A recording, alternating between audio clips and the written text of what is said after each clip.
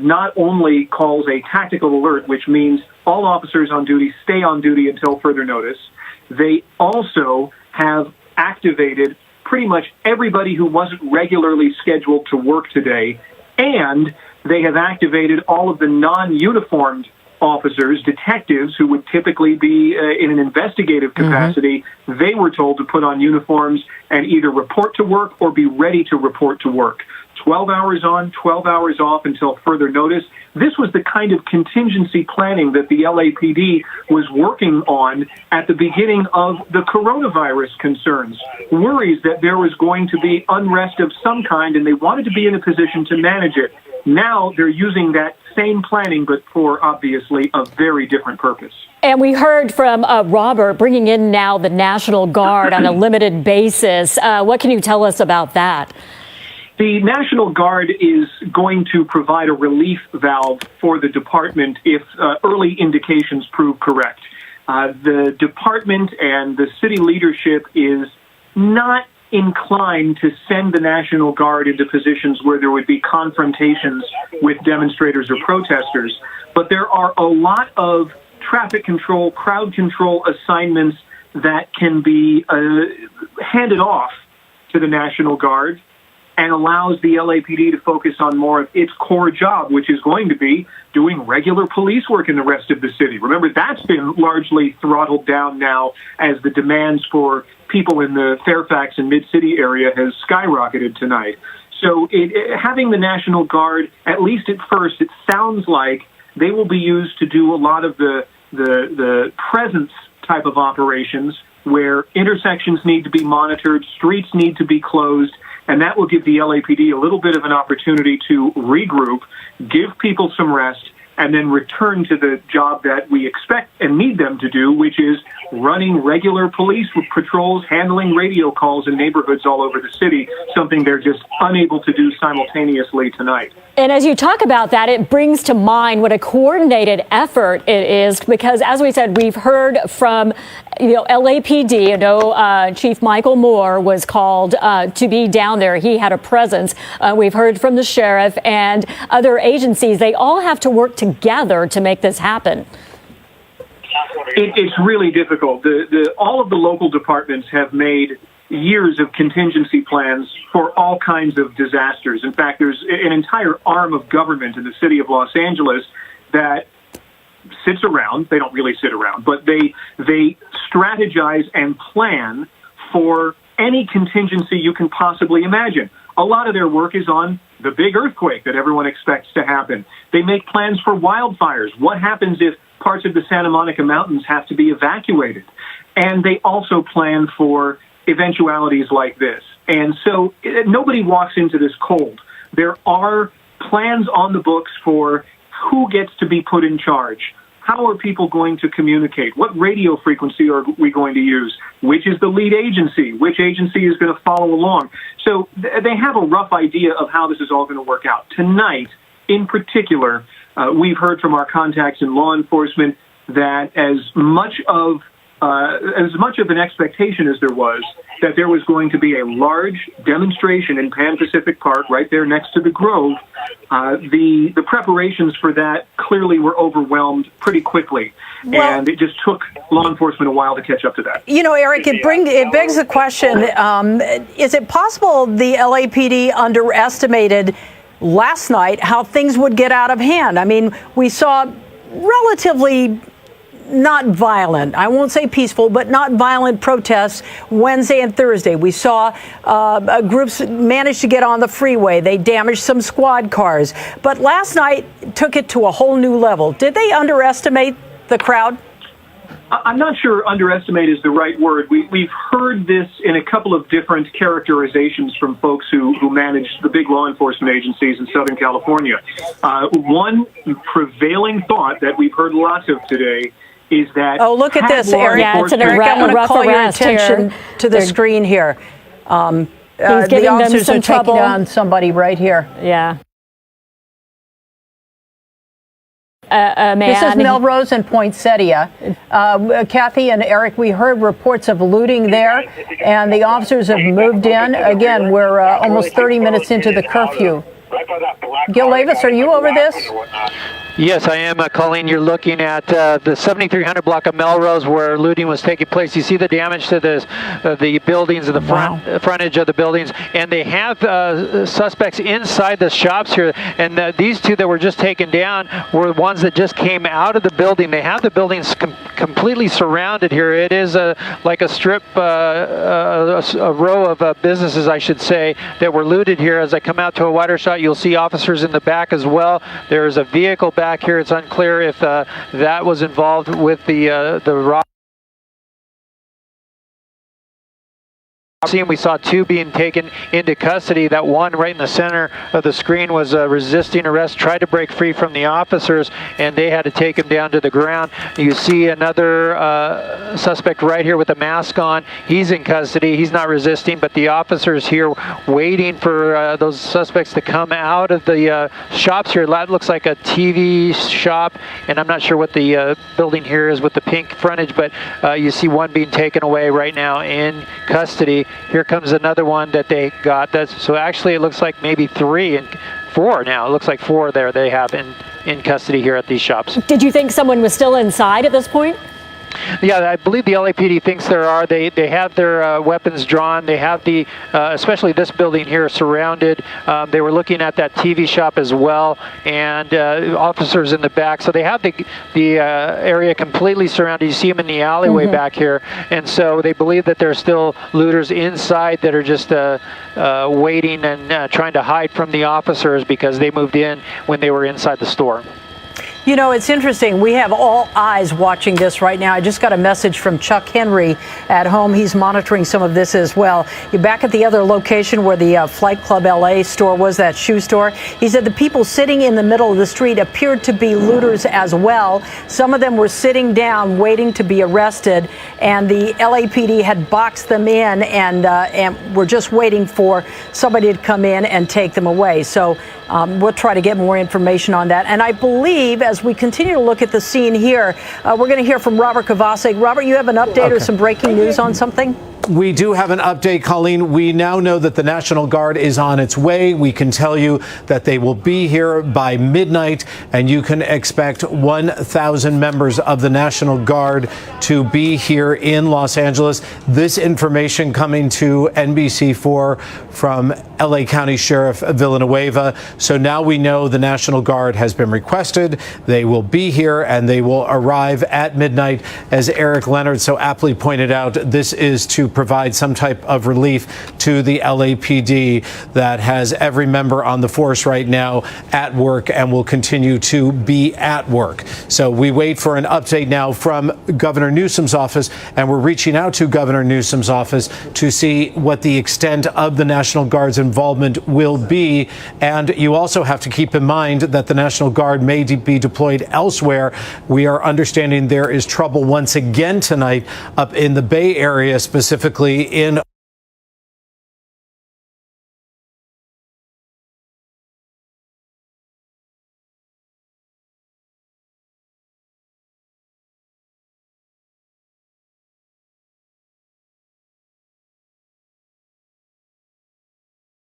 to be in place by midnight. That's a pretty quick turnaround. I'm assuming it's the Army National Guard, not the Air National Guard, or it could be both. Do we know where they're coming from?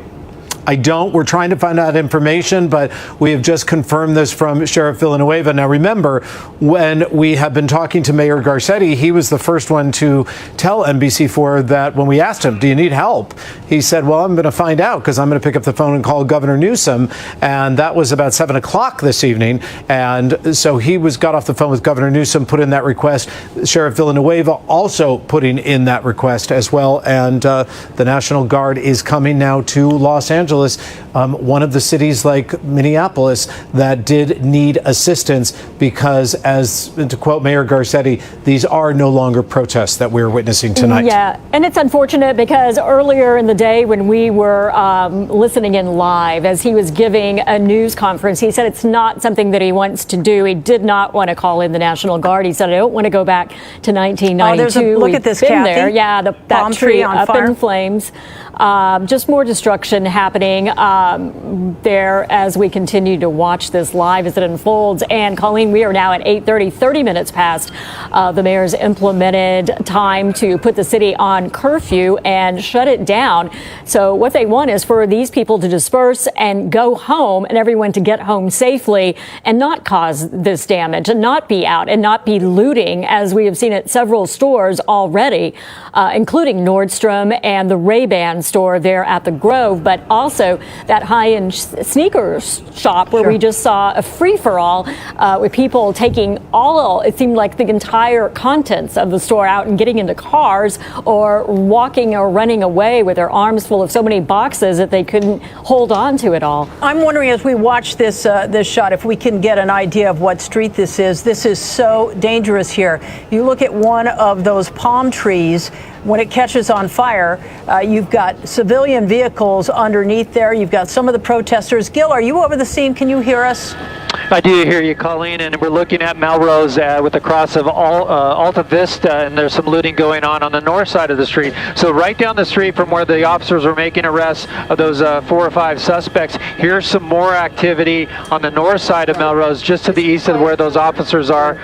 Sorry about the camera there, but we're going to get that shot for you one more time. The palm tree burning there, and that is continuing to burn without the fire department around. But here's another shop that is being looted. It looks like it's Alta Vio store there on Melrose, and they're going in and out and taking advantage of the situation there as well. Okay, let's go to Eric Leonard, our investigative reporter, and he has such insight and some new information. Eric. Yeah, Kathy, wanted to just button up a few other issues with the police response to this tonight. We've heard now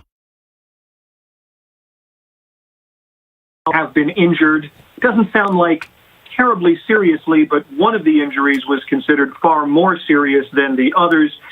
They were treated around the scene, mostly for being struck with rocks, bottles, that sort of thing.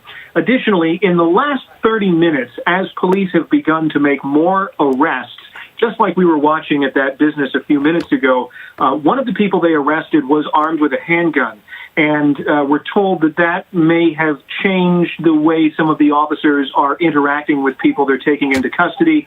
They were certainly surprised to find a handgun in the middle of the protest, but that has definitely changed the nature of their interaction with some of the people that they're starting to pull away from the crowd and put in handcuffs. Lastly, last night, we know that the LAPD made over 500 arrests, most of those handled through citations where people were released the same night. It sounds like about 500 people were both cited and released. Only about 18 were held in custody. Those were the small minority who were booked on suspicion of more serious felonies.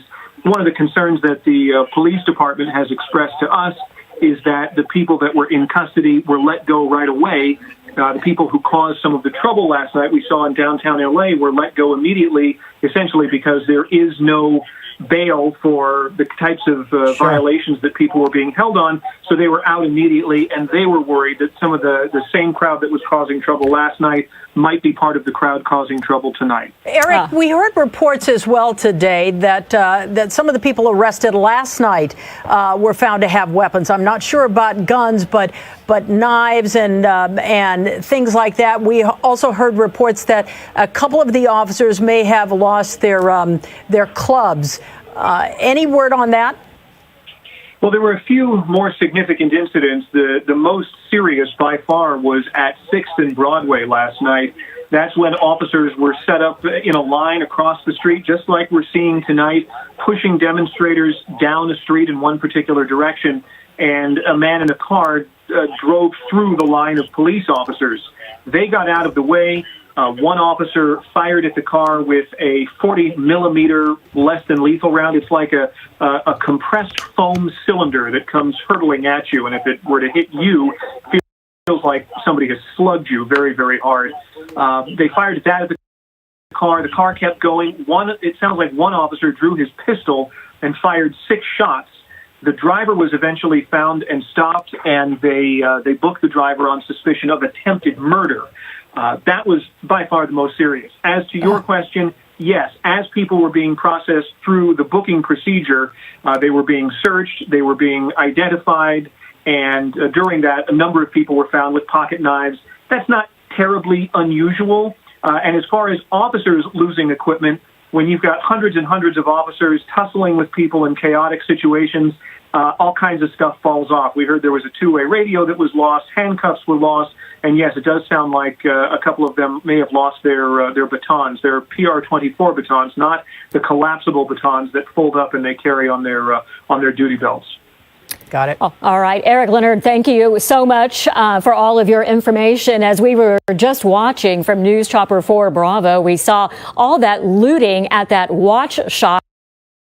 People, again, just as we saw at the shoe shop, going in and taking items away just one after another, non-stop, and no one there to stop them as the curfew now in effect for all of LA, and yet we're seeing people on the streets still at this hour, and a lot of stores being looted. You know, Kathy, I just heard from Chuck Henry again. That store that was being looted, Altivo, he says it's a high-end watch store, which might explain why people are trying to get in and out of there. And it also had one of those metal gates that we saw at the shoe store. Somehow they were able to raise that, and you see people running out. Gil, is this another place? Yeah, yet another one, Kathy and Colleen. This is the Adidas store, 8000 block of Melrose. So, well to the west of that high-end watch shop that we were just watching.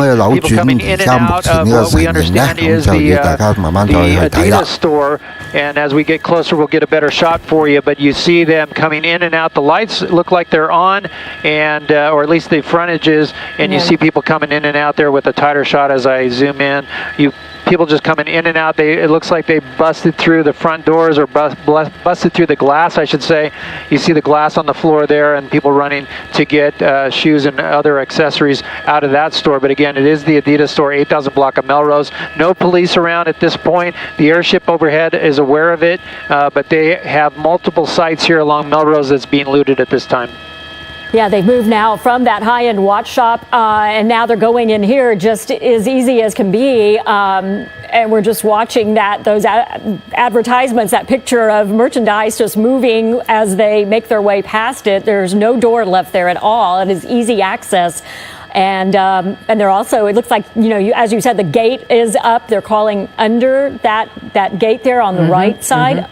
Yeah. This has been a long day, and it promises to be an even longer evening. Let me just add this as well. LA Metro, we're just getting word, LA Metro is going to suspend all transit services tonight to resume at 5:30 on Sunday morning, tomorrow morning. They just sent us an email to let us know that. So, Robert, once again, you've been tracking some of the information just west of this area, Beverly Hills. What do you have? Do you have anything on the National Guard as well? We can tell you that it's all quiet on the Western Front comparatively to, the Los Angeles. So here's what's going on right now in Beverly Hills. It appears that they are dispersing. There's pockets of trouble here and there. That's what they tell us right now. Just spoke with the city. Captain Ed Ramirez, who is the commander of the West Hollywood Sheriff's Department, says they did have problems earlier that protesters had surrounded the sheriff's station there at the intersection of San Vicente and Santa Monica Boulevard in West Hollywood. He said the problem with what happening right now in West Hollywood, as this curfew for West Hollywood and Beverly Hills is underway and has been underway since 8 o'clock, is that they have pockets of people who are now going, when I say pockets, maybe 2, maybe 3 people, going and vandalizing businesses there. So they have rolling patrols out in West Hollywood, in Beverly Hills, trying to stop the pockets of people that you see right now in the Fairfax district, but in smaller numbers. But it is going on now as you push west, and that is what they are trying to control. If you are home tonight, just to underline what Mayor Garcetti said earlier, that he encourages you have to stay home. A curfew order isn't in place. Just stay home, be vigilant, don't get involved, don't engage. Is that a TV? That is a TV monitor. Somebody's being taken out of that store. You know, we've watched expensive shoes, expensive watches, and now this store. So you may be trying to figure out what plans are going to be in place for tomorrow. Well, the city of LA is already looking at tomorrow, and it looks like you may be spending more time at home than you realize. NBC4 has now learned that they are getting ready to shut down some key attractions. Griffith Park, we have now just been told, will be shut down tomorrow. As well as Runyon Canyon will be shut down tomorrow. No one is going to go there. All those gates will be locked for Robert, either of those places. It's the irony of it all. We're getting, we're coming to this point of COVID-19 when things were starting to open and now shutting them down for a totally different reason. Well, and of course, social distancing has gone out the window. The face masks have gone out the window. This is going to be something that we're probably going to be discussing in weeks after this. 好多觀眾咧都喺度懷疑緊點解多數嘅畫面咧今日係嚟自洛杉磯嘅。咁我諗相信好多人都仲會記得咧喺92年咧最後一次喺洛杉磯呢個大型嘅反對呢個種族歧視嘅遊行示威同埋暴力嘅。Watching what is going on right now in Los Angeles. This has been 咁我呢度咧就有一份少少嘅資料咧，同大家分享下92年所發生嘅事。92年呢個大型嘅遊行示威個來源就係喺1991年嘅。咁事情嘅來源咧就係當時咧有一餅好瘋傳嘅錄影帶，影到咧幾個黑人或者一位叫做羅德士金嘅先生嘅。咁篇原文咧就係應該係咁講嘅。事情嘅來源咧就嚟自一個廣傳嘅錄影帶。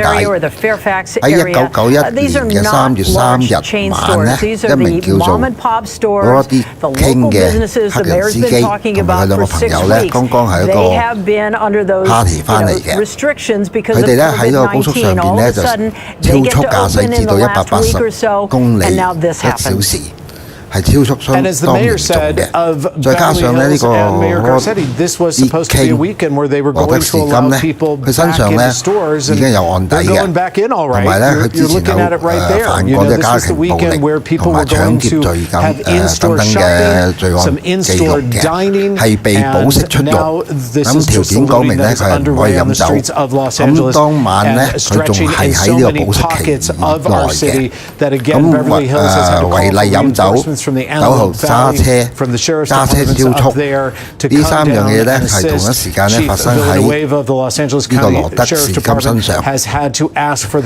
估計佢起碼係飲咗一支相當大嘅濃酒嘅。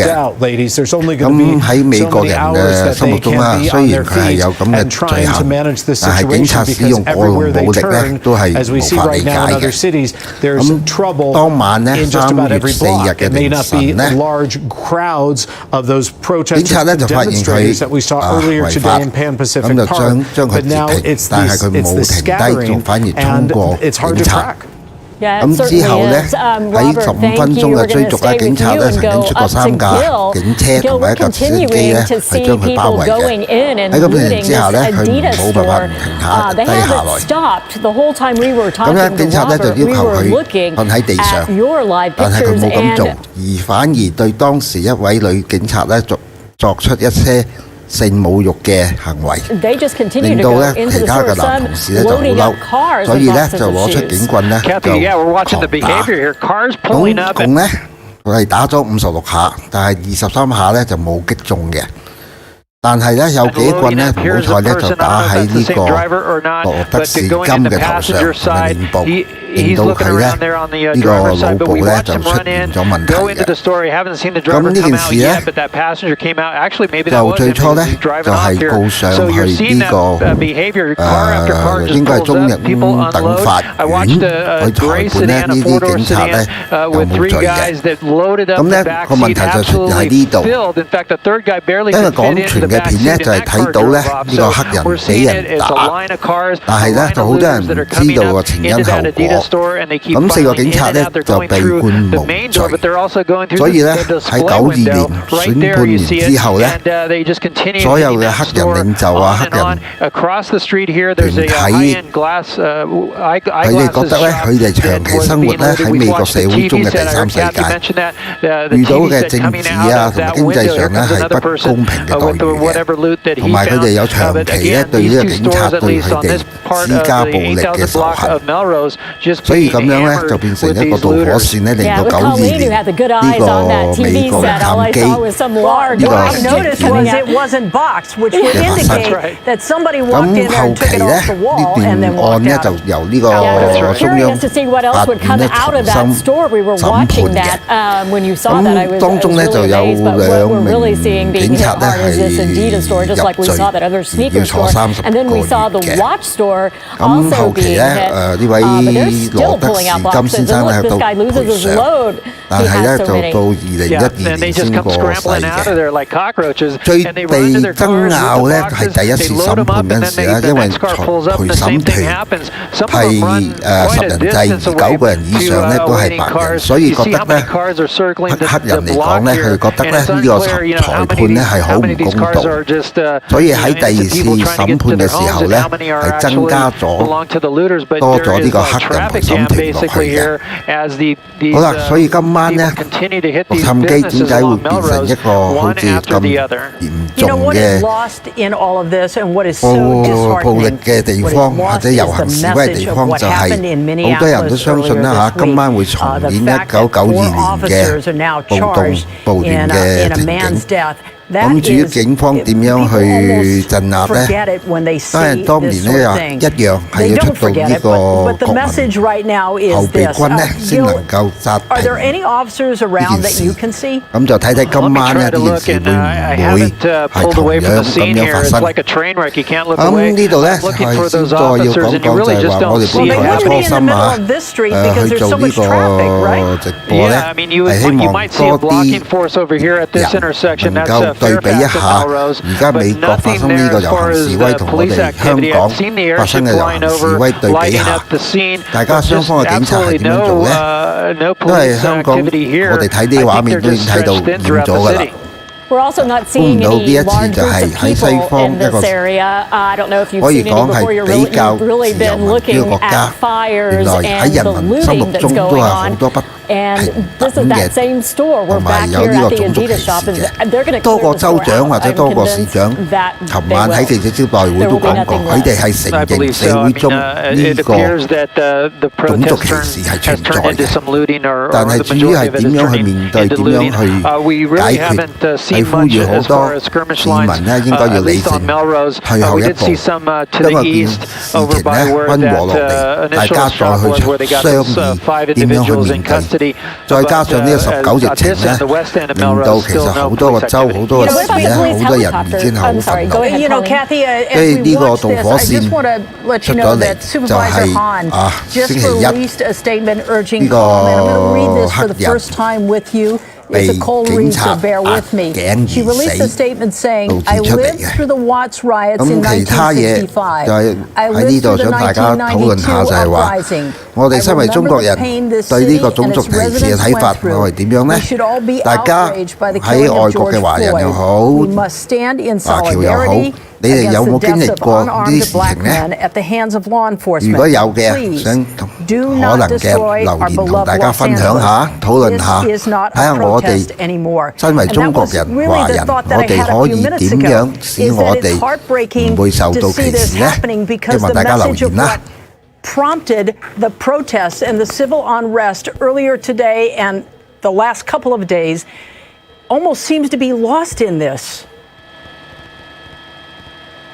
Yes, the message definitely is lost when you see destruction, because no one right now is focused on George Floyd. They are focused on the damage that's being done and the lawlessness that's happened. And you're right, Colleen, earlier it was about a peaceful protest. And now it has turned into something completely different, but it's not everyone. It's these few individuals who came with an agenda.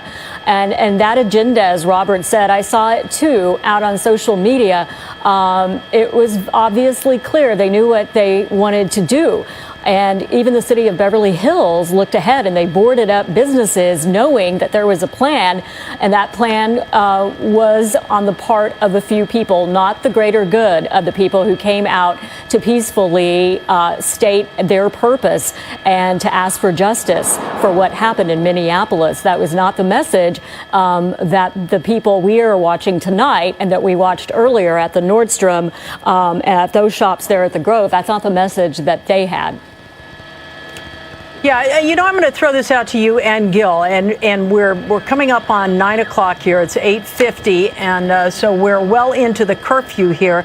Does this almost seem like targeted hits? I mean, we've seen 2 high-end shoe stores. We've seen a watch store. This is not vandalism anymore. This is looting. So it almost seems like some of these folks know exactly where they're going. I think the area definitely was targeted. They, people made that clear, and I think the names are recognizable. They're hitting stores. They know what's inside. Other than that, I don't know. Yeah, Colleen, I think it's easy access along Melrose. So many shops, so many really nice high-end shops even that are along Melrose here, and it's just really easy pickings for the people to drive through. Here comes a fire truck engine coming through, and a paramedic. Let's see where they're going. They're heading off to the east. In fact, I'm going to come away from the Adidas store here and look back to the east where we saw the police earlier. We'll see if there was any activity with, we got the fire, some more fire trucks over here. And it looks like this is that fire that we were looking at earlier, that nail shop that was on fire. Salon. Mm-hmm. Yeah, so you see how close by the looting is to this location, and those units are probably going there. But even further, there's some police there watching the fire department. And here, look at this, what looks like another structure maybe catching fire. We're going to move to the north side of the street. David, let's move to that side. We're going to go to the north side. It looks like that's another structure that's on fire. Oh, that's a lot. It looks like it is, definitely. That is a big area right there that we're talking about, and that's probably where those extra resources were headed. We're going to try to find out what that is. We're seeing a lot of smoke. We're seeing flames. Is that inside a building?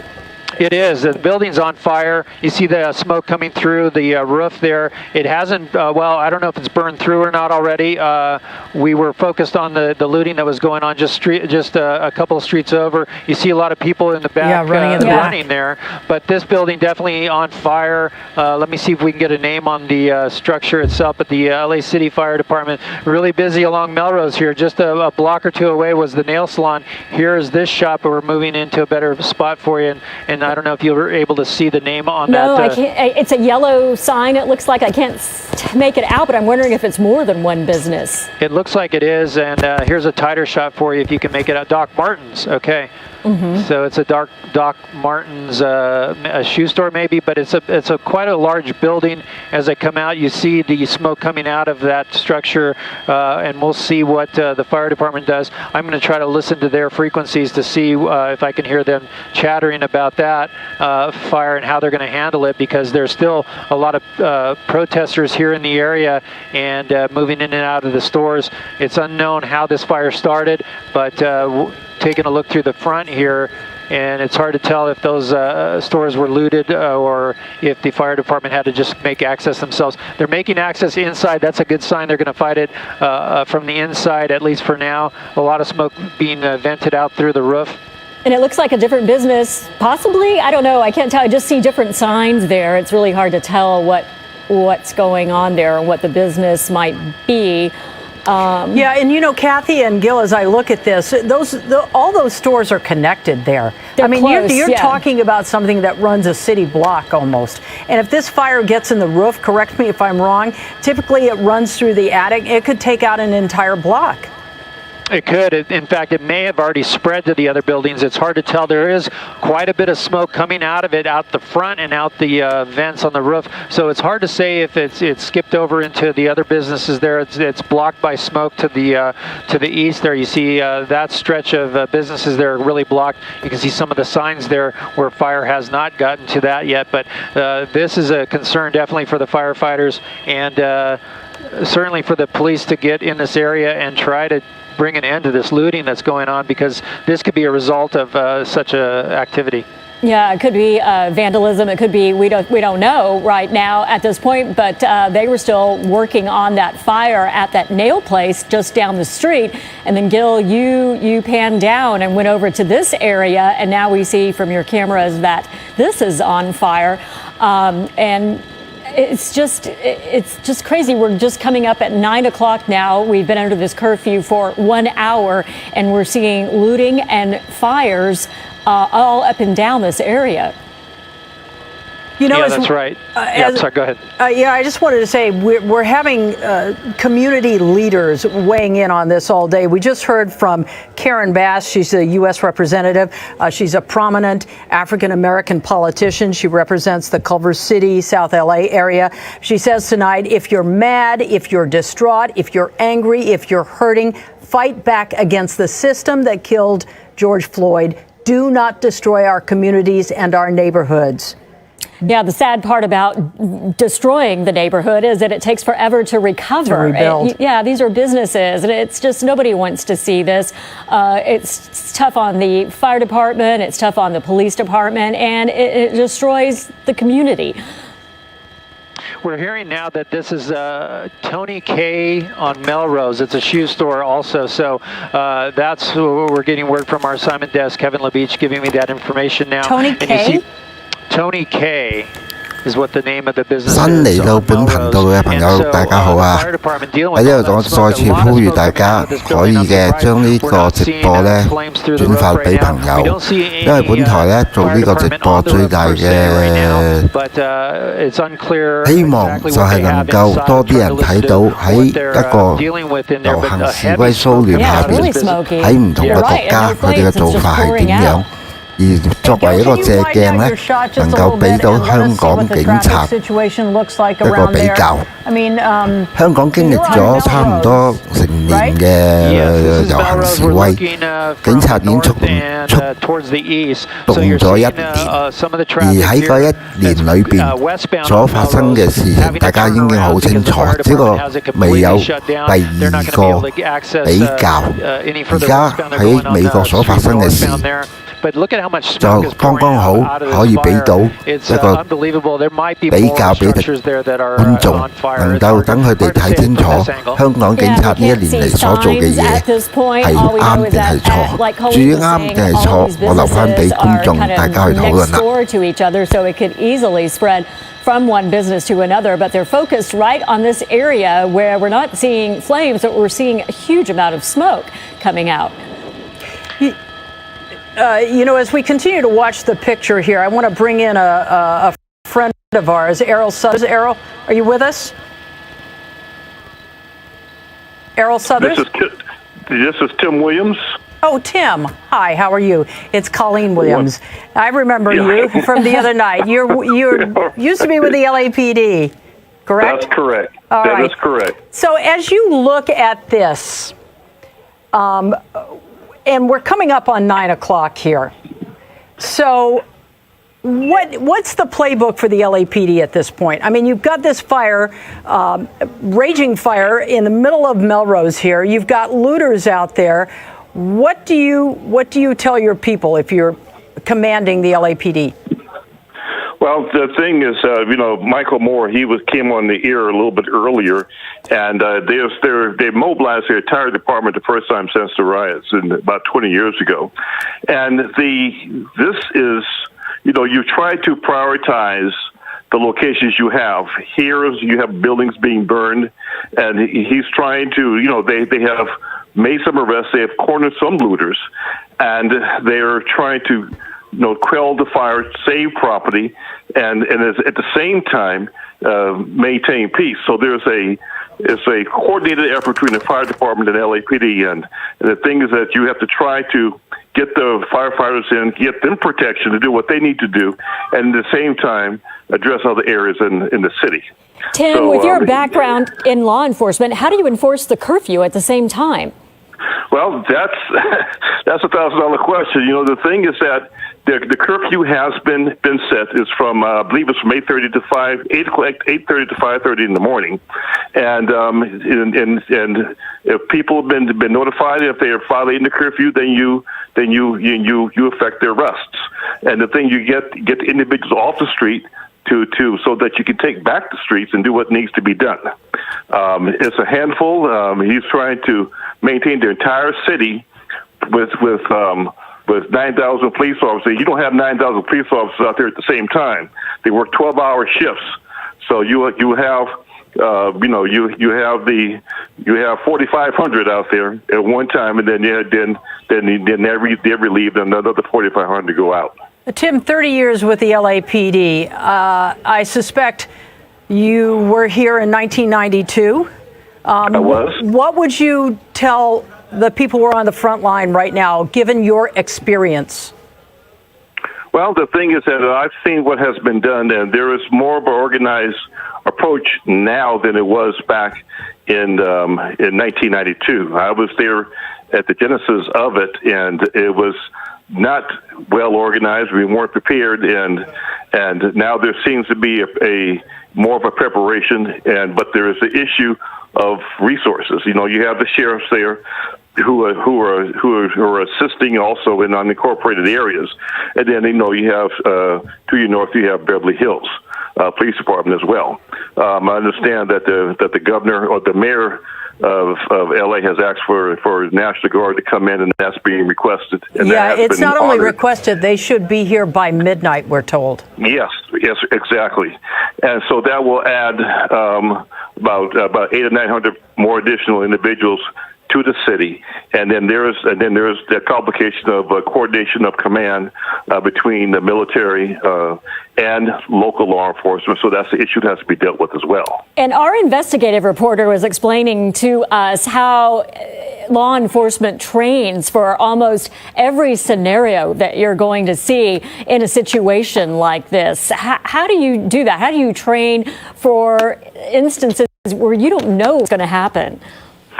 Well, you train, and there's different scenarios that are put forth to the officers in the training, and you have you can see that the training has been executed. You know, I see what's been executed, and I could tell the training has been done. And I saw one scene where there were some looters on the street, and they were boxed off between lines on either end of the street. 大家網友好啊！喺呢度我都要重新咧溫故一下嚇，而家美國呢一個遊行示威點解會變成一個咁大嘅行動咧？事源就係呢個星期一咧。And I'm glad you brought up the excessive force because we were also talking about how do officers handle things being thrown at them? I mean, they were tossing gas bombs into and they're throwing them back. And you've got people yelling at you. How do they deal with that and not get agitated and escalate the situation?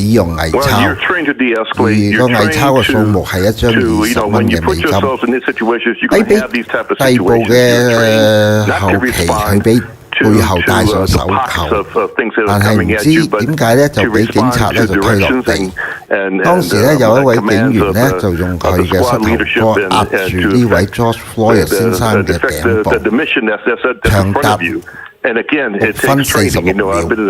喺呢個時間裏邊咧，呢位 Justiceforfloyd 先生咧不斷喺度高聲呼叫話佢唞唔到氣，但係冇令到呢位警員停止呢個動作。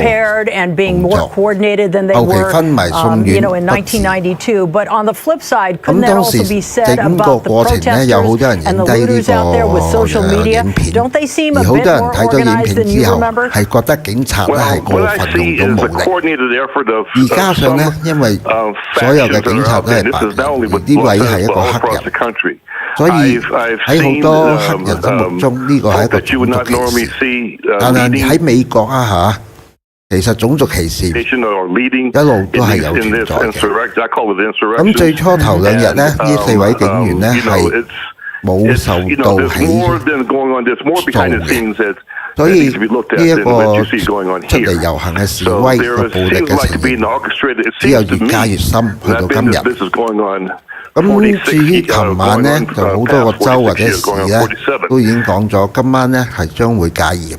而喺好多唔同嘅市戒嚴嘅時間已經到咗，但係目前到而家嘅示威遊行嘅人數咧，仲未曾大減。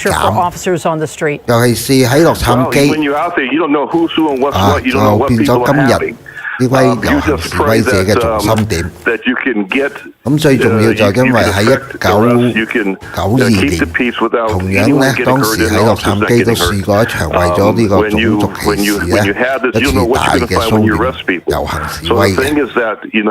咁目前咧就所有嘅州啊，或者多數有示威嘅州同埋呢個市咧已經申請咗國家嘅。Are you trained to read the crowd, to read what they might do next? How much of that goes into play? 點講？中文national guard 即係呢個國民啊。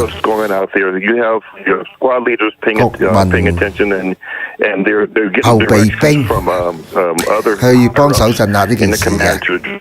好，本台咧因為仲係試播中，仲有好多事情咧仲未做得好好，希望大家原諒。而最重要嘅就係呢個轉播就係作為一個借鏡俾香港警察嘅，希望大家咧將呢個直播咧轉播出去。希望咧多啲人能夠睇得到喺一個遊行示威之下，警察所要做嘅嘢係幾多同埋係幾危險。我哋唔討論咧警察佢係錯越對先呢分鐘，因為而家就算喺美國，所有嘅群眾都係講唔希望自己見到自己嘅城市着火，唔想見到有人喺度搶嘢，希望每個人都回復理性。喺呢度，我都希望香港能夠盡快回復理性。These hopefully, it's like again, you can pack the jails out until you can't have no more room anymore. But you cite them and if they're out there again, then that citable offense may not be a citable offense. It may be a booking offense because obviously the cite didn't work. And you go from there. But the thing is that you make sound judgments. You put them. You make their arrests. You cite them out, and they'll have their day in court. And at some point in time, when the courts open up after the pandemic and after what's going on within all the cities across the country. Well, you have a lot of experience, and you've been through similar things before. How confident are you that we will have any control by 5:30 in the morning? Well, it ebbs and flows. You get people, it's like anything else. People get tired and they go home. And then you see them congregating again late morning, early afternoon, and into the evening. And so the thing is that, as you deal with this thing on a day in, a day out basis, hopefully you don't have to deal with it too much longer. But as long as you're dealing with it and you gain the resources that you need, identify the leadership or the agitators that are there, deal with that, then you gain ground. You want to gain ground, from day to day, and making sure that businesses aren't destroyed, making sure communities aren't destroyed, and those who are doing it get detained and arrested. Tim, when we spoke on Wednesday, that's when the group had moved up on the 101 freeway, just shy of Alameda there. They took over both sides of the freeway, and they had some problems with CHP officers. They moved in on the cars. Somebody broke out the back window with a skateboard. Another one was a piece of board. How problematic is that for officers in looking at video a couple days down the road and trying to track these folks? Well, that's a problem. We're supposed to be doing to the pandemic. We're supposed to be wearing masks, but we're not supposed to be out there tearing up our environment. I believe in peaceful demonstrations, but I don't believe in tearing up, your environment where you have to live and shop and eat.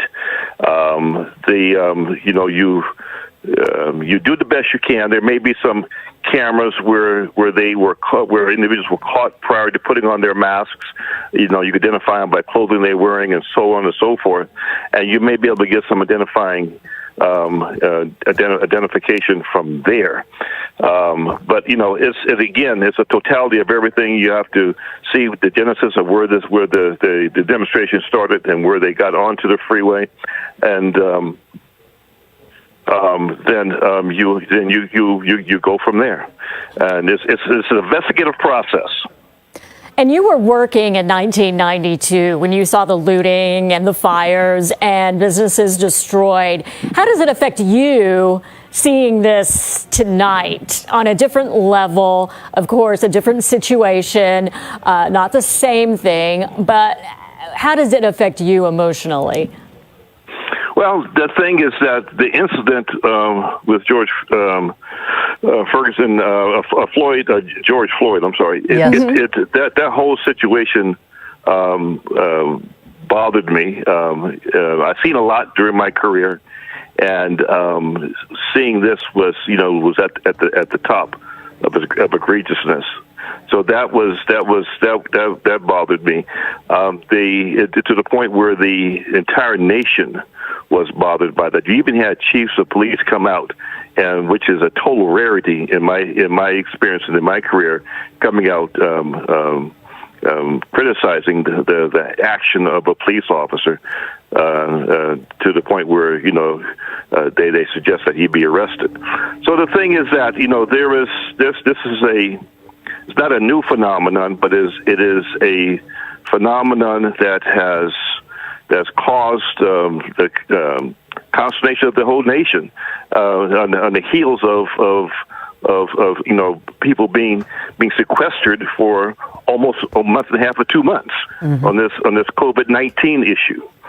And then you look at the leadership in our government and everywhere and everything else, and it has a cascading effect. And what we see is, I'm very concerned.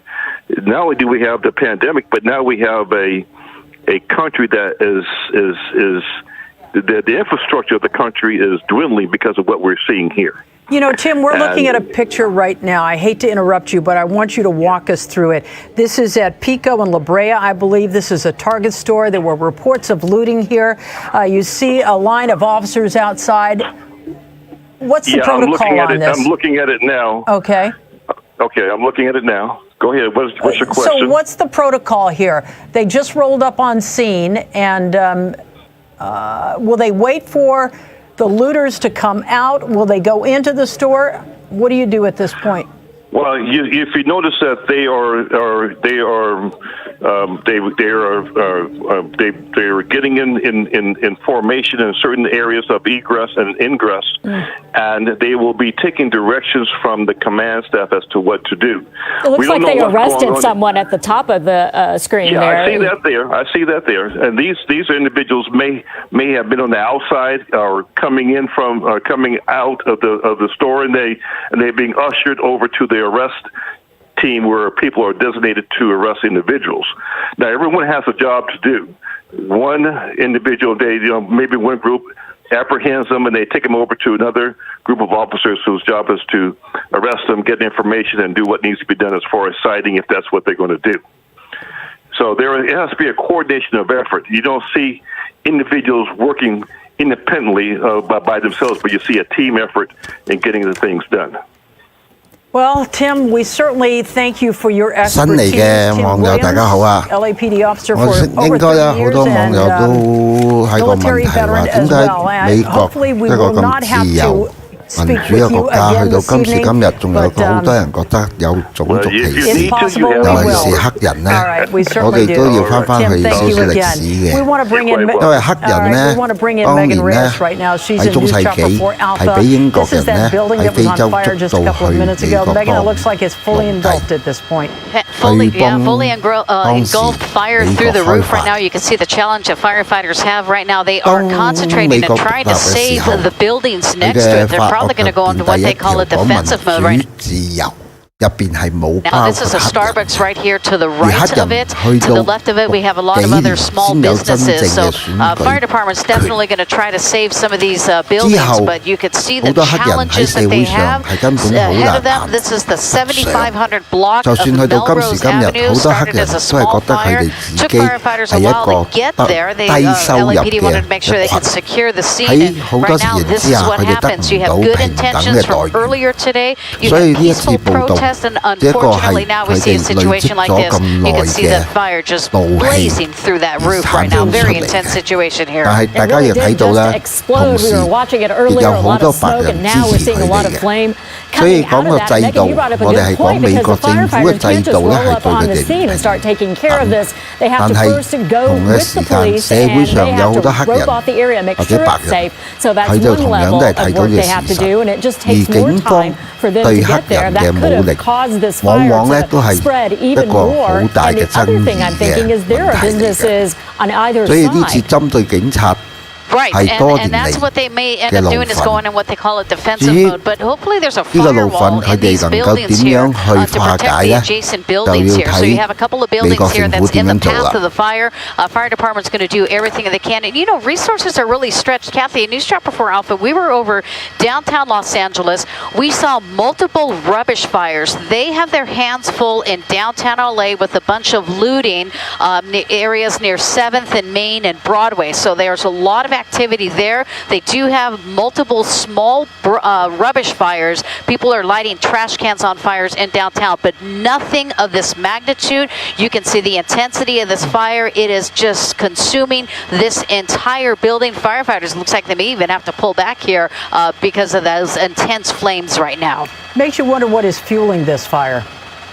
You know, I was just thinking the same thing. I don't know what's in this building here. I heard there was a couple of small businesses here. Tony K Shoe Store, I believe, is what, there you see on the outside, Tony K Shoe Store. Yeah, so if you got a shoe store there, you can imagine all the products in there, all the cardboard boxes and everything that is fueling that fire that is just really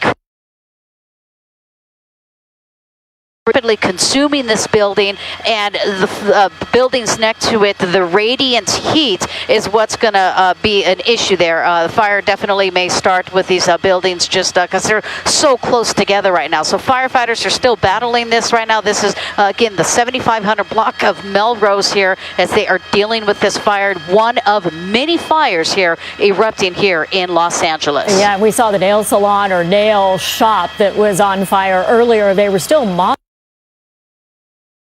about 30 or 40 minutes ago. I don't know what the situation is now, but now we're seeing this fire here at the shoe shop. This is the largest fire, I think, that we have seen tonight, other than the little spot fires. And of course, earlier, several patrol cars, LAPD patrol cars were set ablaze as well. So the fire department has been busy taking care of a lot of those fires. But this one just huge, as we're seeing plumes of smoke and that huge fireball right there in the middle of the store, which we believe, if we're looking at the sign, is some type of a shoe store there on Melrose. Yeah, that's right. And Kathy, I just also want to add, you know, I look out the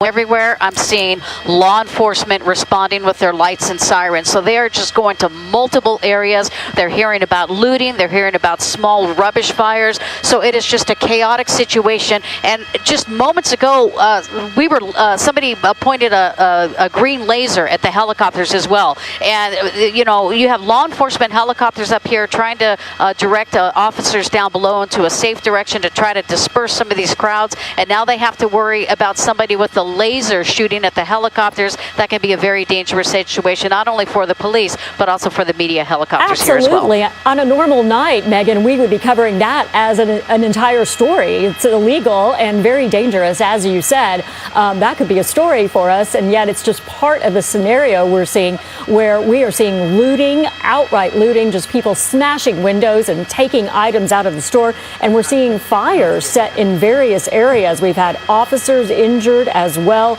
I've seen some protesters earlier in the day who were down in the street because we kept seeing people running, and of course you're going to have injuries. So really, it's just been an incredible afternoon into the evening, and now as we are approaching 9:30, we are well into the curfew that was put into place at 8 o'clock.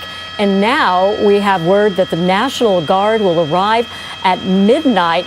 100 National Guardsmen being deployed to this area. What we heard from our investigative reporter, Eric Leonard, was that they 大家好啊，喺度仲有一個少少嘅趣事想同大家分享下嘅。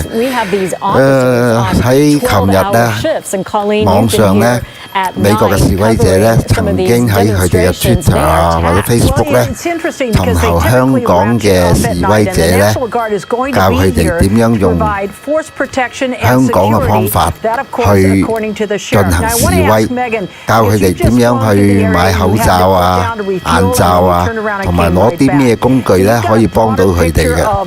當呢個問題轉咗出嚟之後啊喺討論區啊，好快就已經有幾萬人喺度商討緊點樣去做。所以大家喺呢度睇到畫面啦而家發生嘅嘢啊，點解好似似曾相識？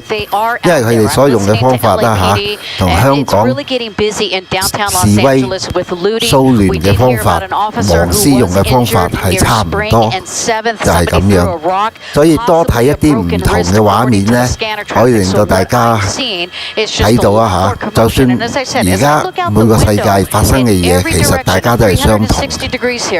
我哋香港好唔好彩就經歷咗1年嘅時間，所以借呢個機會呢個直播呢，希望多啲華人或者香港人能夠對比一下，如果喺一個同樣嘅事情之下，呢個遊行示威喺唔同嘅國家，佢哋又會點做呢？而我哋香港警察做咗1年咁嘅工作，佢哋嘅行為又係啱唔啱呢？本台就認為係啱嘅，咁至於閣下認為點睇嘅，絕對大家可以討論下。And again, as Kathy said, it normally would be a story we would focus on getting lasered by an individual. The green laser lit up the helicopter here in News Chopper 4 Alpha. That is pretty bright. Great job here by our pilot, Derek Bell, just maintaining the stability of this helicopter. But that's just, we're just seeing a lot of pandemonium and a lot of chaos below. And those police helicopters, they are relaying information down to the officers below. They want to make sure those officers are safe. So when people have those lasers and they're pointing them at the helicopters, that's a very dangerous situation there for the pilots as well as for the media helicopters. So we're all in this together right now. They're trying to make sure those firefighters are safe there. No, we don't see any immediate crowd here. So fortunately, these firefighters can concentrate on this building right now as we're watching. It looks like they are starting to get a little bit of an upper hand. We still see a lot of fire on the roof, but the good news, it's not spreading to any of these local businesses right next to it. It looks like they've really confined it so that the rest of the businesses, and as we said earlier, these are all connected. This is almost an entire city block. You've got the Starbucks on one side, you've got the shoe store, and then you that we're looking so forward, I'm sure, to opening and getting back to some sense of normalcy here, and then all of a sudden this happened. Megan, we're going to continue to look at your picture here. We're going to bring in Eric Leonard once again, who's been talking with people at the LAPD, the Sheriff's Department. Eric. Good evening. The word that we're getting from department commanders is that they feel like they've made some significant progress in clearing out a number of the demonstrators and reducing the risk to the public, although it's really hard to feel that when you watch the pictures that we've been seeing all night tonight. The number of people that the police officers out on the Fairfax area are confronting or having to interact with has dropped dramatically, they tell us, in the last hour or so. We're now thinking it's more in the neighborhood of several or many dozens rather than the hundreds that we saw earlier. Nonetheless, the department seems to be addressing more and more serious problems, even though there are fewer and fewer people wandering around on the streets. Certainly the fires have presented a whole new issue for them to deal with, and then certainly the looting has captured the attention of dozens and dozens of officers down there. The sheer exhaustion amongst the people working the LAPD, we're told, is a huge, huge factor. You have many of the people who are working in crowd control tonight are the same groups of officers who were working almost all night last night in downtown L.A., and a good portion of them were the same group of officers who were working Thursday night.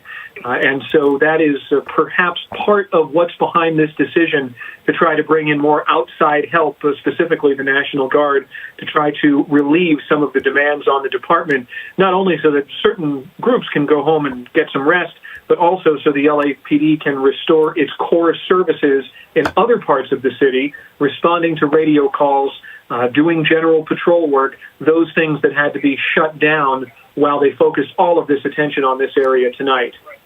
And Eric, you were saying that they can also bring in officers from other cities. We heard some information about officers coming in from the Inland Empire, so this could be the Sheriff's Department. They can call other resources locally, maybe Ventura County.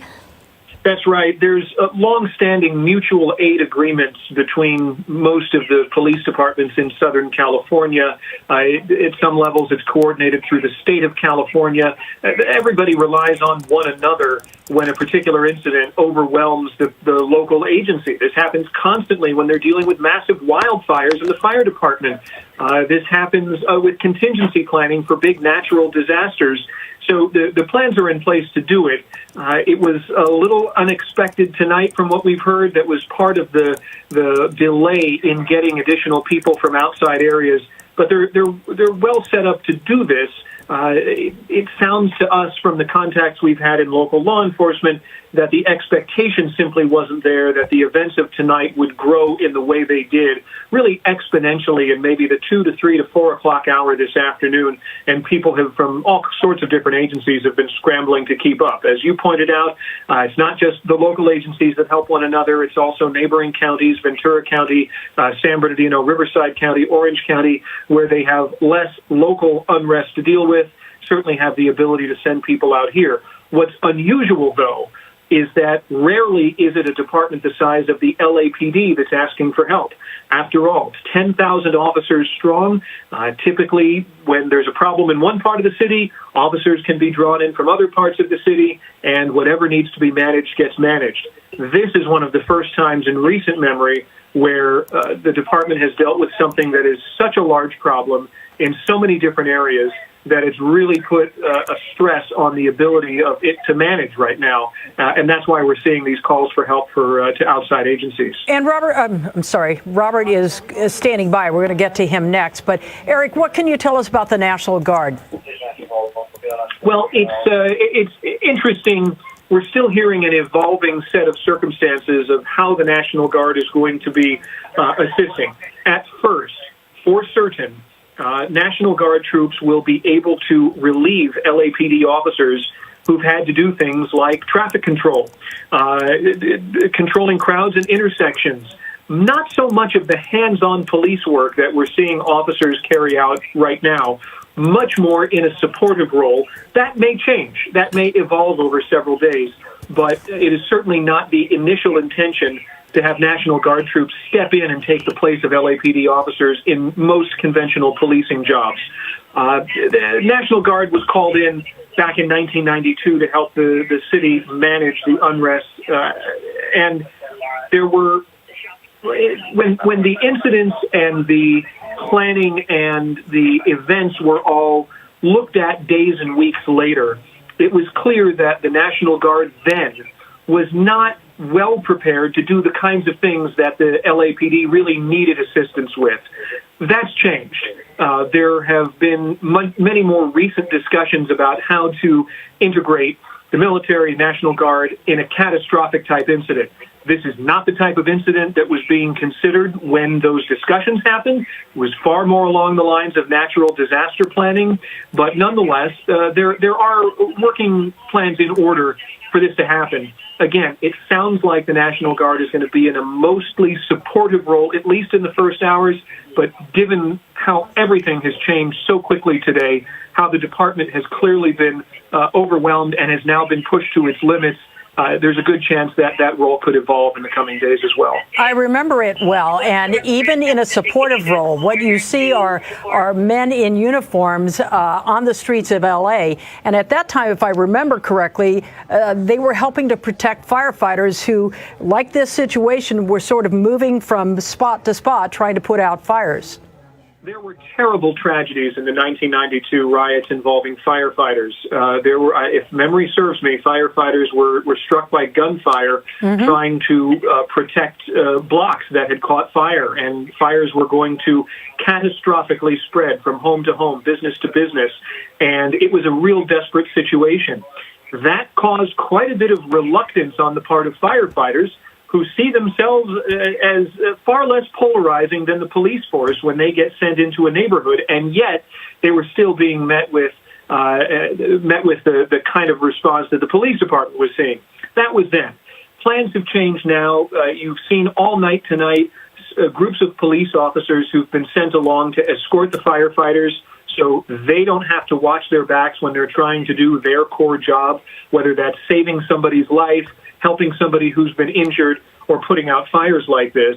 It doesn't sound like that is a role the National Guard might play right away, but again, everything is changing hour by hour here. When we first spoke today, I think it was around 3 o'clock, there were plans in place for the LAPD to sweep through the crowd and arrest potentially 300 or 400 demonstrators in the Fairfax district. By the time the words were written on a dry erase board, plans were out the window. Things had changed so quickly that became an impossibility. And now we've seen the result of that not happening hours and hours and hours ago. So there's no telling where the National Guard troops will be sent in the coming days. But again, at first, it sounds like it's going to be a supportive role, traffic control, crowd control, that sort of thing. What we're seeing tonight is that the LAPD and the Sheriff's Department are really having to split resources here. What can you tell us about what's going on downtown? Yeah, it's another complicating factor, as if the issues in the Fairfax district weren't taxing enough to both departments. Because remember, the LA County Sheriff's Department is responsible for the West Hollywood area, which is directly north, just across the street in some cases, from where the issues have been going on in the city of LA's district. That's drawn quite a bit of attention. Downtown LA, the LAPD was for a time earlier this evening really relying on a lot of help from the California Highway Patrol, particularly when some demonstrators began to walk into freeway lanes. They were determined to not let that happen because people wandering around on the freeways creates a safety issue that is magnitudes more difficult than walking in surface streets. So the LAPD, again, relied on outside help to assist them, to take care of that. Downtown LA sounds like it's experiencing its pockets of unrest as well. It sounds like with hours into this, as needs have become clearer in specific places, the department is much better able now to manage where they're sending people than they were 3 or 4 hours ago. But again, it sounds like the department is relying on outside help as well to deal with whatever comes up. You know, we've been talking about the protesters and the looters, two separate groups here. Does it appear to officers you've spoken with that these looters are really an organized group targeting certain areas? I mean, they've hit a couple of high-end shoe stores. They've hit a watch store. We saw some of them being arrested outside a Target. Is it a what's the word I'm looking for? An organized effort here? I can tell you that prior to tonight's events, the officials that we're in contact with did not have indications that there was a plan or discussions amongst people who were on their way out deliberately to do harm to the community tonight to begin looting. It appears on the surface that much of this are opportunities that have come up. Empty blocks, businesses with windows smashed out already, and crowds that are being pushed in one particular direction or another by the lines of police officers that are trying to send the protesters on their way, send them home. The last thing they want to do, by the way, is arrest anybody.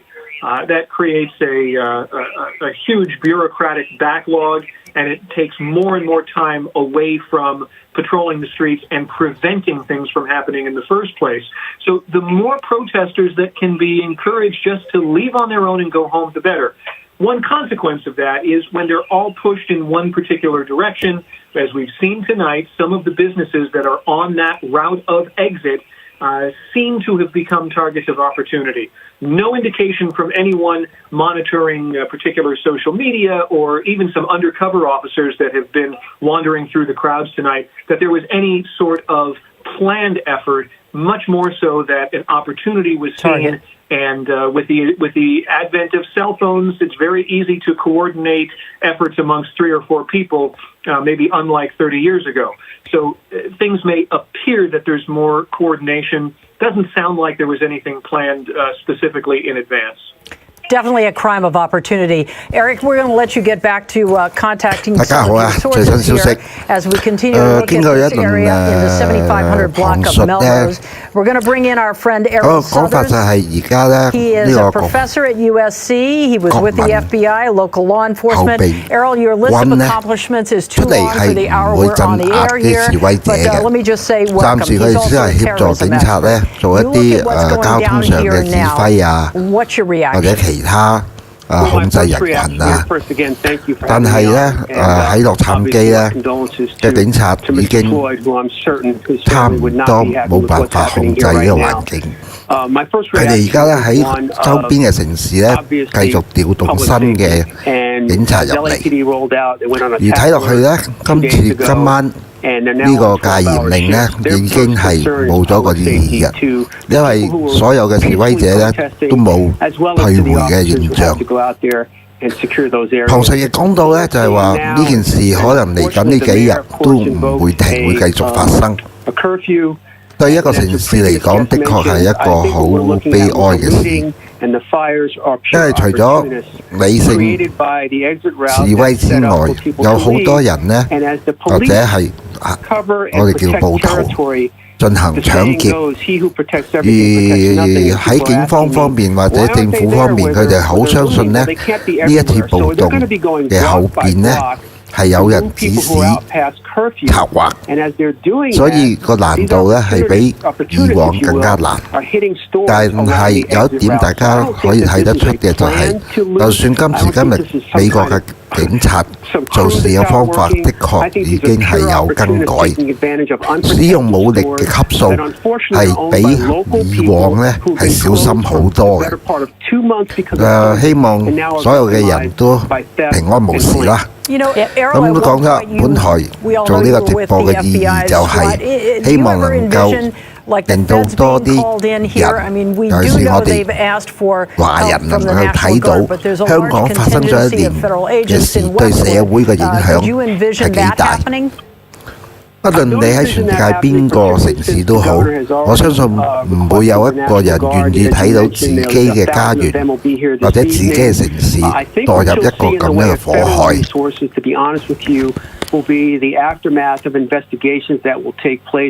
With regards to some of the assaults and the looting that's happening. But I do think with LAPD, the Sheriff's Department, the support of the National Guard, who will be in a purely supportive role until notified to do otherwise, I think that the manpower will be sufficient. And we've seen other cities around the country change their deployment. Minnesota today deployed about 3 to 4 times as many people as they had 2 nights ago. And the climate and the result was very, very different with regards to how much control they had. So there's nothing like overwhelming force when it comes to personnel, and I think that's going to make a huge difference when we got more people out there. So tell me what goes into the planning as we move forward, Errol. We're looking tonight at what's happening. There have been some arrests, we understand. What happens now? Well, the challenge now is how and do we go forward with peaceful protests? I mean, there are people who are peacefully protesting, and obviously we don't want to take that right away. But at this point, this is a public safety issue. So if there are going to be public protests, those areas are going to have to be established. They're going to have to be clearly defined, and they're not going to have to be able to let people to exit those areas if they do that. That's the one thing going forward, and the question that's going to remain tomorrow is, are we going to let people peacefully protest? Beyond that, again, it's saving life, it's saving property, it's protecting property. And, you know, I remember the 92 riots, and I remember the National Guard being here, and it was not pretty. So going forward, again, it's just whether or not the protests get to continue. And I think that's probably the big question for people who really were doing this the right way, in a way that the Floyd family would probably be proud of. And they have every right to do that. But at the risk of public safety right now, that may have to be at least temporarily halted in some respect. Suspended in a way. Make sure so we get everything under control. You know, Errol, you and I have done a number of terrorism panels together. Your expertise for most of our viewers is terrorism. Typically, we're talking about Al-Qaeda and ISIS, but also domestic terrorism. Is this really kind of a form of that? Well, it's not. This is not a form of that, and I want to be clear. These are people who are committing crimes, burglaries, at the least, and vandalism. There are reports around the country of people who belong to extremist organizations on the left and the right that might be part of these crowds. That is entirely possible. We have been tracking since COVID started a number of organizations that have been leveraging COVID for recruiting efforts, particularly those who are anti-government. So I think what's going to happen here is, you asked me about federal resources earlier, as we identify people who are out there, particularly those who may be, in some instances, breaking store windows and not entering, setting fires as arsonists. Those are the people that we're going to be looking at very closely to see who they are, what their connections are, and if they do have connections to those extremist organizations that you and I have talked about many times, that will take on a whole other investigation.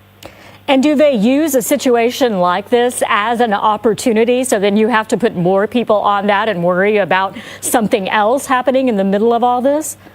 Well, the one thing that I've mentioned since the beginning of COVID is, with all due respect to how challenging the global pandemic is let's not get laser focused and lose sight of the big picture. We still have homeland and national security to take advantage, or I should say take care of.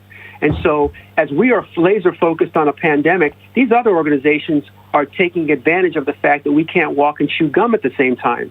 So we have, since day one, been paying close attention to extremist organizations that are growing, that are recruiting, that are hoping to get more people in their ranks while we're all focused on the pandemic. So yes, we do have to devote more resources to this, and we will be devoting more resources to this particular incident due to the reports around the country of extremists having infiltrated these peaceful protesters to make matters even worse.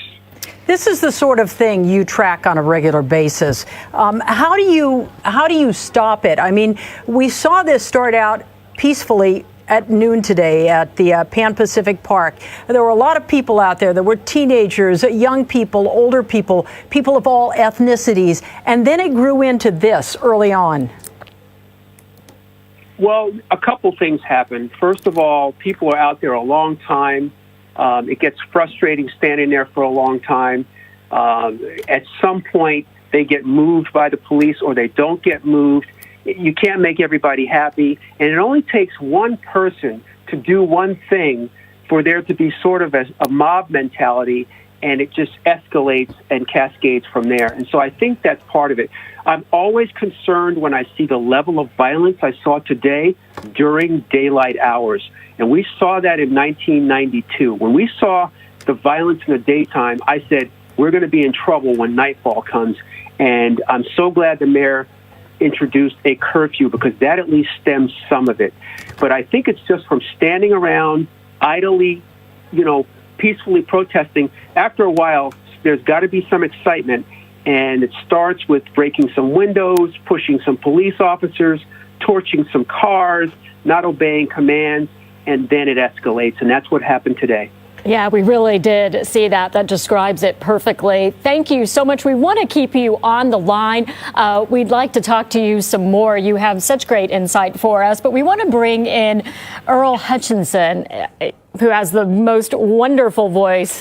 We hear he's a TV critic and author, and you're always a voice of reason. I know I've interviewed you before, especially on racism issues. We heard from you earlier today, and you were hoping for calm, but this did escalate tonight. What are you thinking now?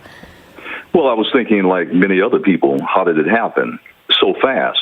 You know, we did have peaceful protests. I mean, we all support that. Even very, very activist, very aggressive, and very focused protests. I don't think anybody's against that. I mean, any reasonable person, let's face it, I mean, that is the American way when you have a grievance to protest. However, at some point, and we saw that tonight, or earlier today, people do step over the line.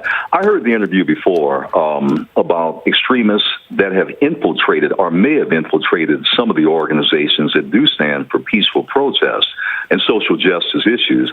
That's always been a concern, that you have people that take advantage of a situation, a very tragic situation. We're talking about, obviously, what happened in Minneapolis with George Floyd and the issue of police abuse, misconduct, and violence that has to be addressed, but take advantage of that issue for their own purposes. 今日大家睇到嘅畫面呢，嘅來源多數都係來自洛杉磯嘅。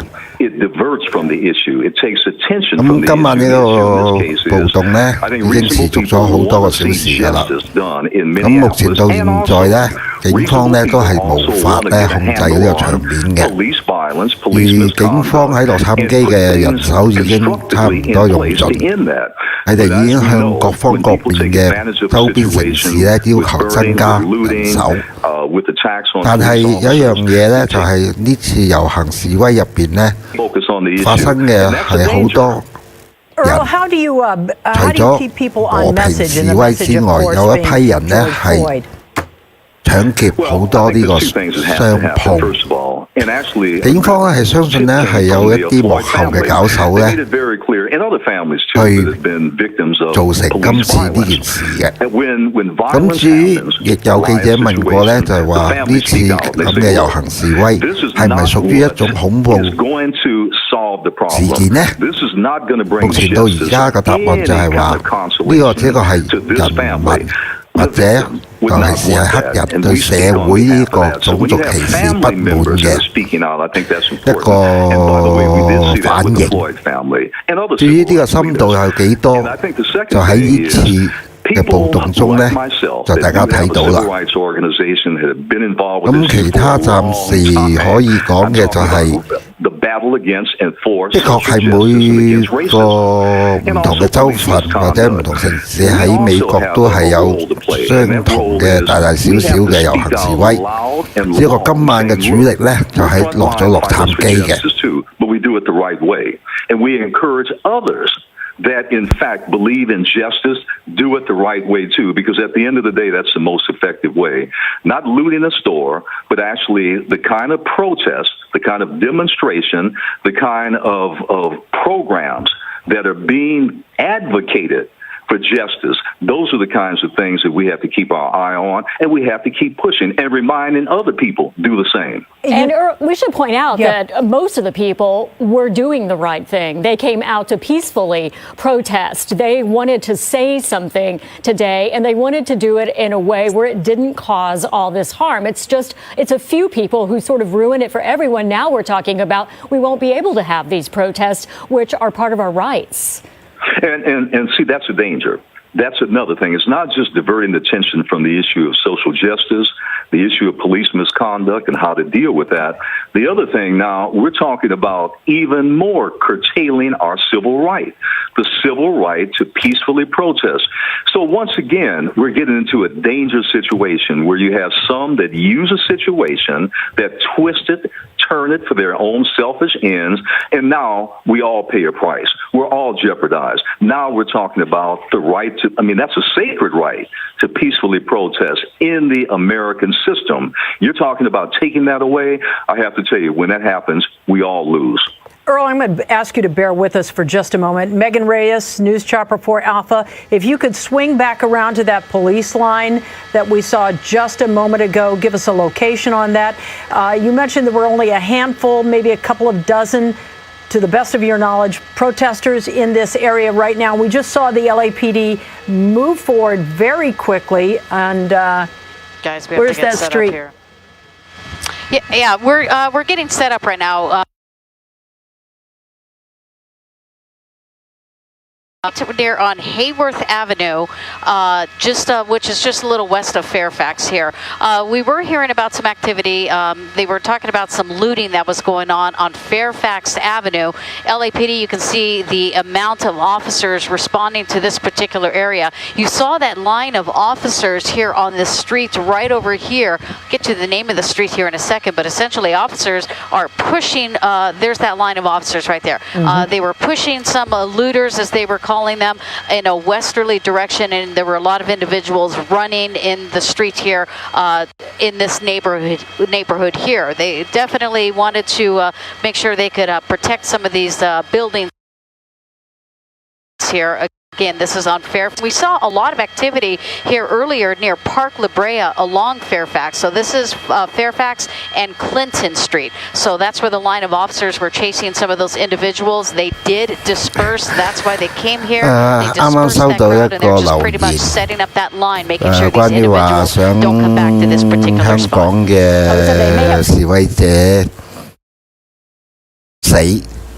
我覺得喺呢度希望大家唔好用呢啲咁嘅字眼啦。至於我哋嘅初心，呢個頻道做嚟就係想能夠睇多啲嘢，去分別到咩叫錯與對。當然我係絕對反對黃絲嗰邊所做嘅嘢。但係我哋始終都要喺呢個世界上一齊生存。我亦冇可能將反對我哋嘅人通通殺晒，呢個係冇可能嘅事。如果想為香港好嘅，我哋更加要包含佢哋，能夠令到佢哋感受到佢哋做嘅嘢係錯，咁樣香港先有得救嘅。希望你對我嘅回答滿意啦。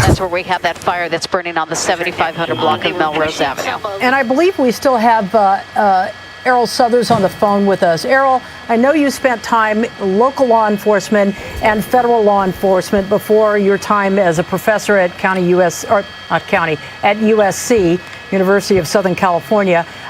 Is this standard operating procedure here? You've got a handful of people creating all this chaos. Well, what you're looking at now is LAPD is going to be going block to block to try to clear these individuals and clear these locations. 至於旁述呢，就應該有啲新嚟嘅觀眾網友呢，對呢次美國所發生嘅遊行示威，可能個背景唔係咁清楚，所以我重複翻一下點解美國呢幾日會發生咁多呢啲遊行示威，而且個激性去到咁犀利呢？最主要嘅因素咧，就係因為喺呢個星期一，有一位黑人先生咧，佢叫做 Justiceforfloyd， 佢係俾警察捉咗嘅，而且捉佢嘅原因咧就使用偽鈔，但係偽鈔嘅數量咧只係一張20蚊美金。佢被捕之後，雙手反向後邊上咗手扣之後，然之後再俾警察壓喺地下，其中有一個警察就將佢嗰個膝頭大髀咧壓落呢位黑人先生 Justiceforfloyd 嘅頸部，總共咧係壓咗佢6分鐘46秒。咁喺呢個時間咧，呢位黑人咧多次咧係曾經叫出咧佢係唞唔到氣，但係警察依然冇將佢放開。後嚟昏迷送院就不治。當然，喺呢個驗屍報告亦有講過咧，因為呢位黑人先生咧本身咧係有其他嘅病，可能會影響到佢咧呢次嘅事件發生，但係好多群眾呢係唔滿意呢個解釋方法。因為喺片入邊咧，即係當時好多人係錄到片，咁樣咧就變咗咧，佢就群眾睇到啦，就係警察係過分於用武力㗎啦。而加上因為佢係黑人，所以就覺得係一種種族歧視。最初頭2日咧，警察嗰啲4位警察咧係冇被起訴嘅，但係2日前咧就改咗。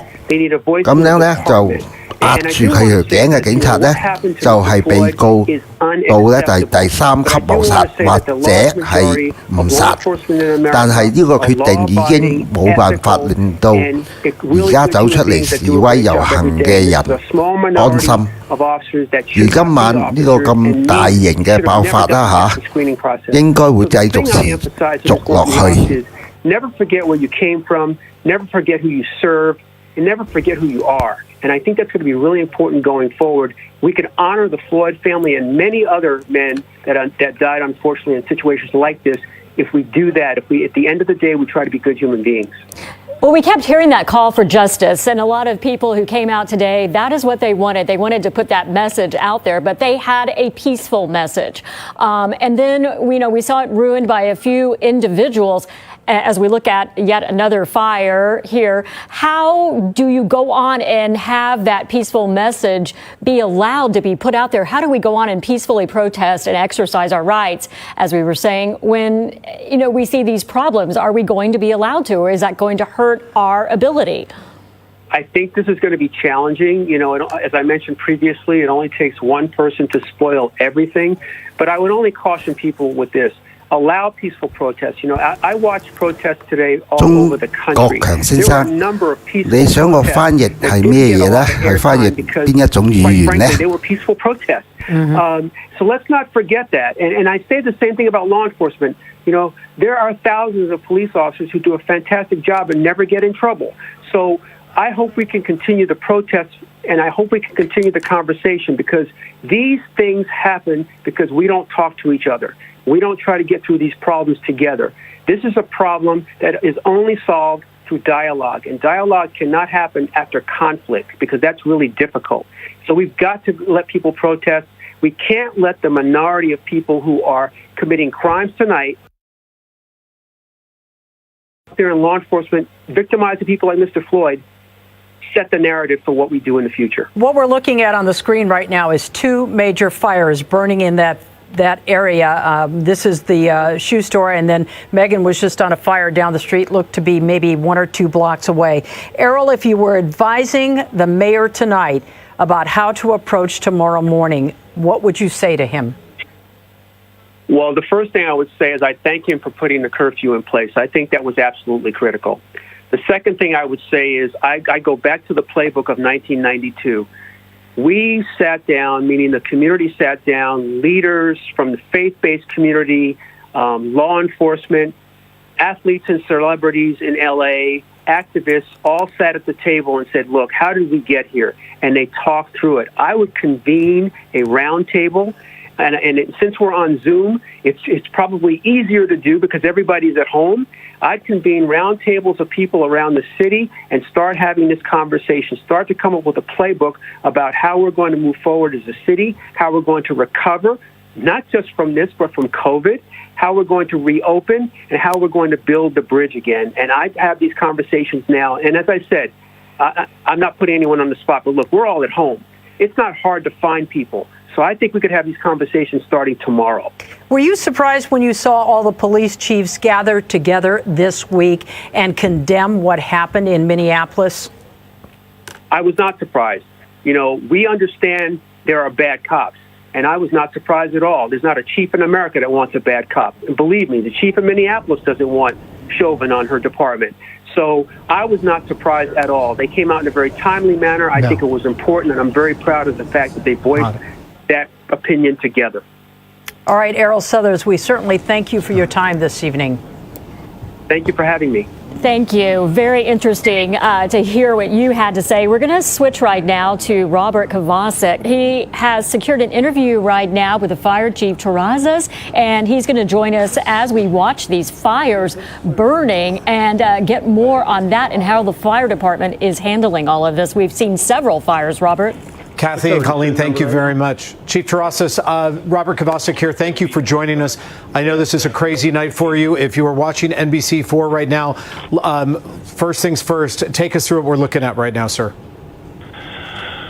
Robert, thank you for having me. Yes, you're looking at one of the structure fires in progress right now. I'm looking on your channel, Channel 4. We have multiple fires burning, 4 significant ones, and many more smaller ones. When it comes to the firefighting efforts here, how are you sort of dividing and conquering what you've got right now? Well, unfortunately, we did go through this experience back in 1992. I was a young firefighter there, but there's still many of us here who experienced that. And we learned some valuable lessons then, and we've implemented some of those things in preparation of an event like this. KC 李先生，好多謝你啊！你嘅時間好準，喺度可能解釋東西岸嗰個分別。你嘅時間係相當之啱。喺呢度咧，都係要再強調一下咧，我哋嘅畫面啦，大家網友都有幾個係睇咗好耐㗎啦。應該睇到一個好大嘅分別就係。你喺美國呢個遊行示威當中，有冇見到好似香港咁樣有咁多記者走出嚟呢？冇啊！一個喺咁自由、民主嘅國家嘅方法，同我哋香港自由民主需要嘅嘢係唔同嘅。琴日喺直播嘅時候，有啲記者佢係有專業嘅攝影器材，一樣無差距俾警察噴射呢個胡椒球彈，所以記者根本就係一個危險嘅工作。如果記者佢自己都唔遵守佢自己工作嘅守則，佢根本就係冇資格叫自己做記者㗎啦。